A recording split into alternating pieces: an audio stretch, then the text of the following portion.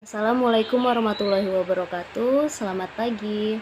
Yang saya hormati Ibu Jatut Prameswari, MPD, dan teman-teman yang berbahagia. Marilah kita panjatkan puji dan syukur kepada Allah Subhanahu wa Ta'ala yang telah melimpahkan rahmatnya sehingga kita dapat berkumpul, berkuliah, dan berdiskusi pada pekan daring ini. Perkenalkan, saya Dewi Cahyani yang akan bertugas sebagai moderator dalam diskusi kali ini dengan materi produksi kalimat. Adapun anggota kelompok 1 yang terdiri dari Margareta Ika Oktaviani, Fatia Aziza Aulia Rahmi, Risnawati, dan Farhan Fandiansyah. Baik teman-teman, saya akan membahas apa itu produksi kalimat.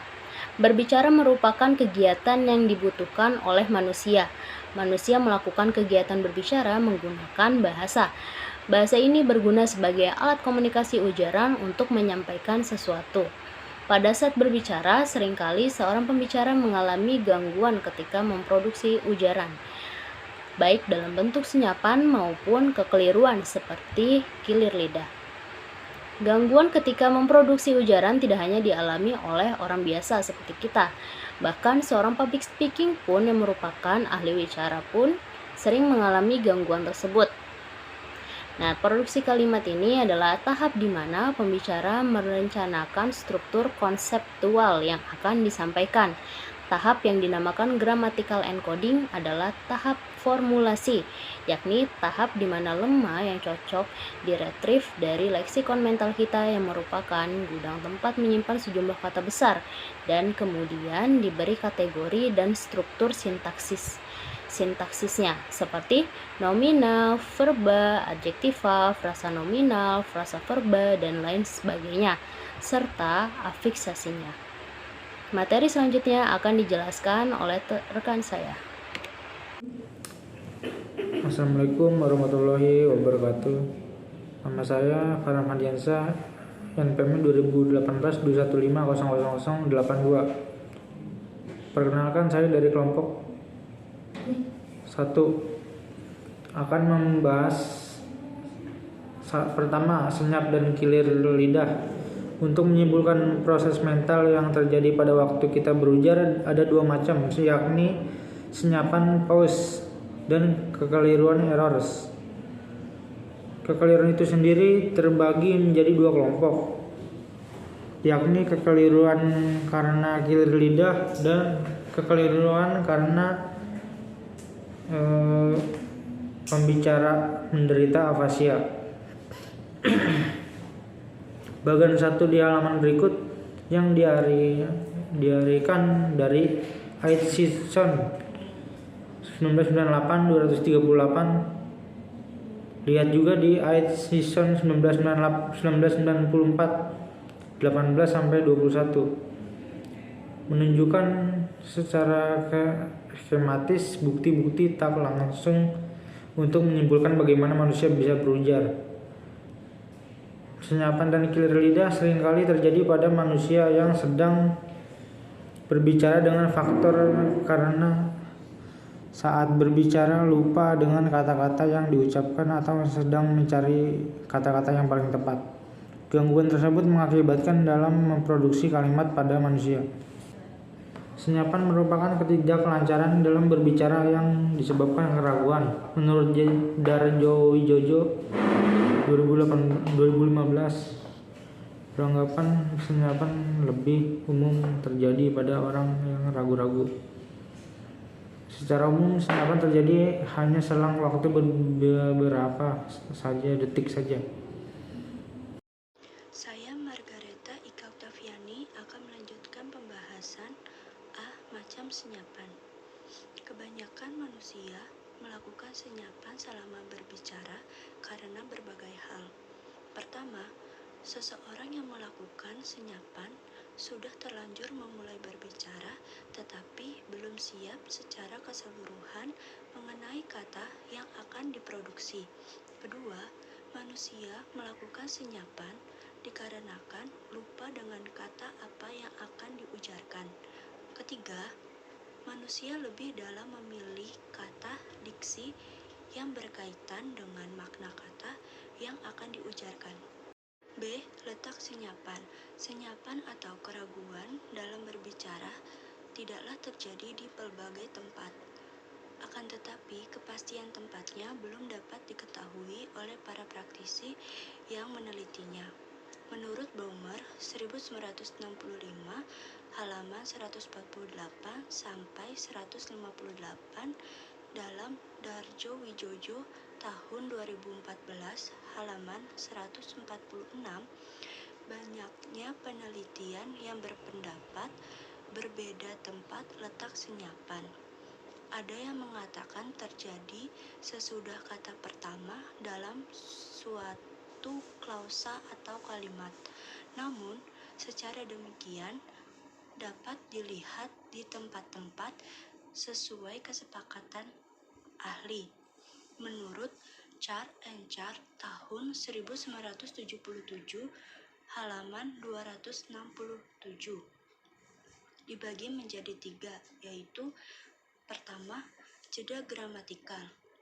Jeda gramatikal adalah tempat senyap untuk merencanakan kerangka maupun konstituen pertama dari kalimat yang akan diujarkan. Kedua, batas konstituen yang lainnya. Batas konstituen yang lainnya bisa senyap karena disinilah orang merencanakan rincian dari konstituen utama berikutnya. Misalnya, Fn, Fv, dan Fp mana yang cocok untuk kalimat yang telah terbentuk. Ketiga, sebelum kata pertama dalam konstituen. Maksudnya, sebelum kerangka terbentuk, maka konstituen harus diisi dengan kata-kata. 2. Kekeliruan. Kekeliruan dalam berbicara dapat disebabkan oleh kilir lidah atau penyakit afasia. Kekeliruan ini terjadi dikarenakan dalam memproduksi kata yang diujarkan tidaklah yang dikehendaki. A. Kilir lidah. Kilir lidah adalah suatu fenomena dalam produksi ujaran yang dimana pembicara terkilir lidahnya sehingga kata-kata yang diproduksi bukanlah kata yang dimaksudkan. Dalam gangguan berbicara berupa kilir lidah mempunyai 2 macam jenis. Yang pertama, kilir lidah yang disebabkan karena adanya seleksi kata yang keliru. Yang kedua, kilir lidah yang disebabkan oleh assembling. Pada kekeliruan seleksi terbagi menjadi 3. A. Seleksi semantik. B. Malapropisme. C. Campur kata. B. Afasia. Afasia adalah suatu penyakit bicara yang dimana orang tidak dapat berbicara dengan baik karena adanya penyakit pada otak orang tersebut.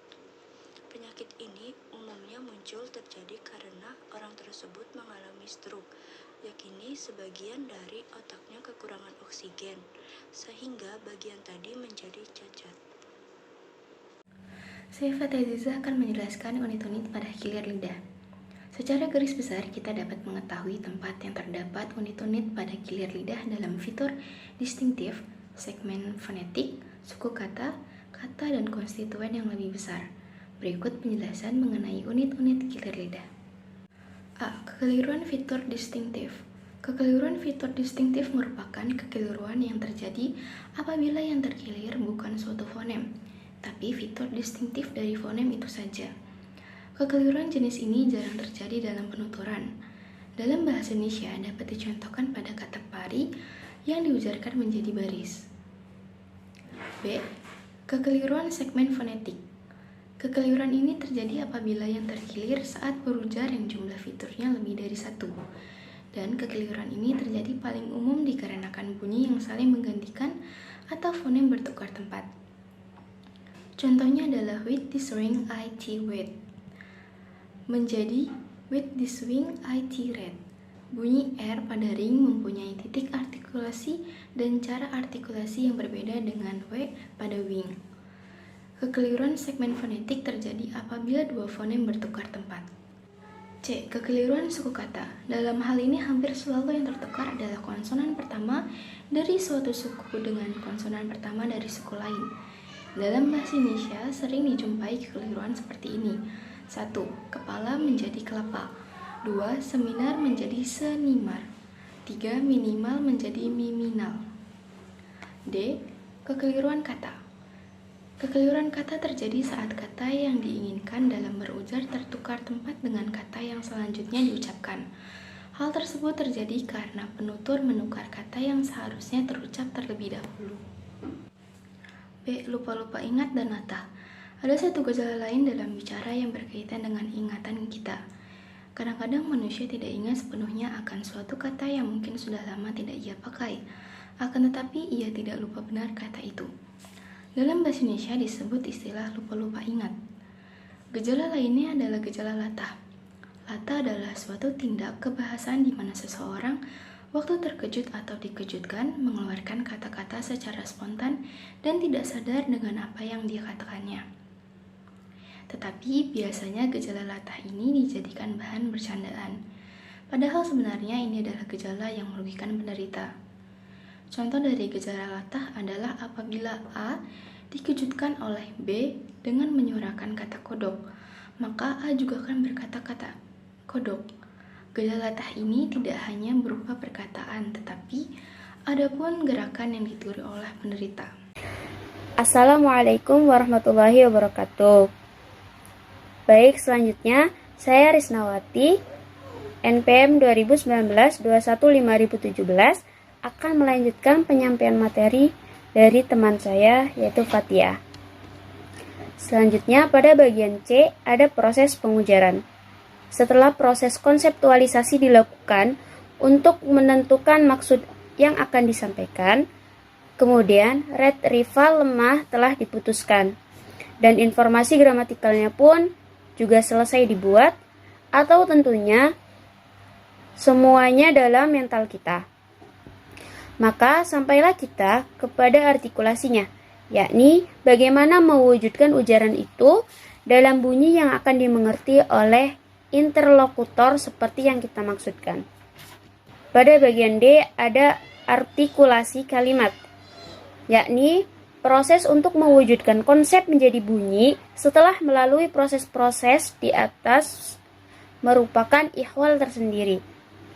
Di sini terkait pula proses yang berkaitan dengan organisasi dan struktur otak kita. Tanpa masuk terlalu dalam dulu, pada bagian otak itu berfungsi, gambarannya adalah seperti berikut. Setelah kata untuk calon kalimat itu selesai diproses dan akan diujarkan, maka bagian otak yang bertanggung jawab mengenai pengujaran, yakni daerah bronca,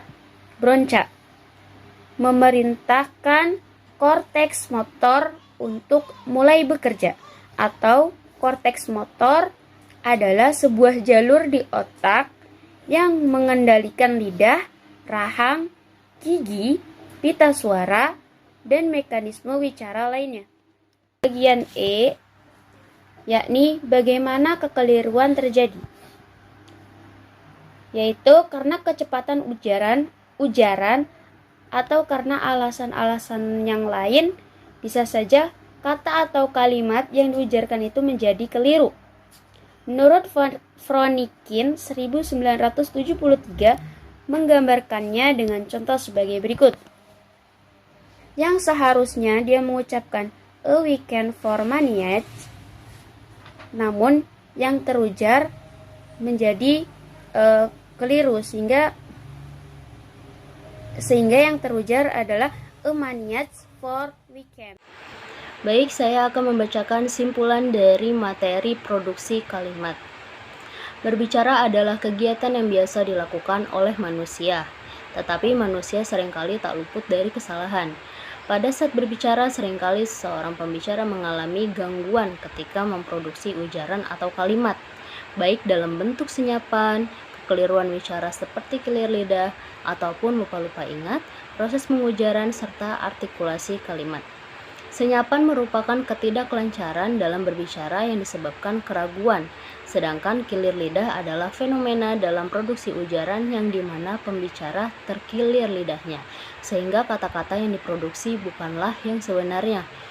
Unit-unit kilir lidah dibagi menjadi beberapa macam, yaitu kekeliruan fitur distintif, kekeliruan segmen fonetik, kekeliruan suku kata, dan kekeliruan kata.